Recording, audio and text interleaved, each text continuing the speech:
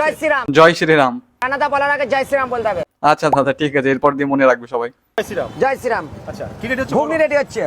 আবার আজকে এক নতুন ব্লগার এসেছে আমাদের রানাদার স্পেশাল ঘুগনি ট্রাই করতে। পুরোনো গুলো আসতে পারে না, কারণ তারা একবার খেয়ে আর আসার মতো পরিস্থিতি থাকে না, হয় স্বর্গে নাই নরকে।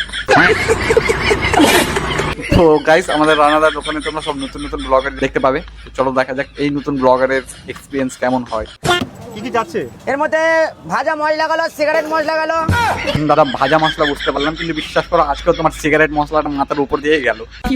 যাক, সেদিন তো বুঝে নিয়েছিলাম যে তুমি সিগারেট মশলাকে সিগারেটের মশলা বলছো। কমন ব্যাপার, আমাদের ব্লগারের একটু আস্তে আস্তে বুঝে নিবে।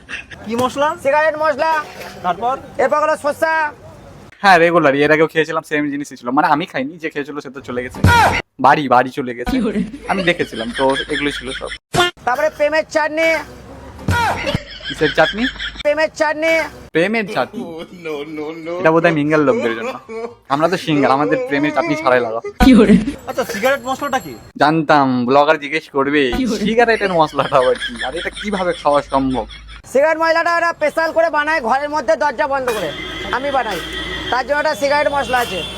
আবার ওই সেম প্রসেস, ঘরের মধ্যে দরজা বন্ধ করে এক হাতে বানাই। রান্নাটা কিছু মনে করিয়ে না, কিন্তু মনে হয় তোমার সিগারেট মশলাটা আমি একটু একটু আইডিয়া করতে পারছি।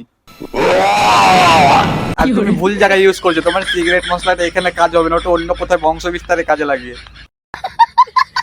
কেউ জানে না। তো গাইস, সেরকমই চলতে থাকলে আমাদের রানাদা খুব শীঘ্রই পশ্চিমবঙ্গের আবাদি কমিয়ে দিবে।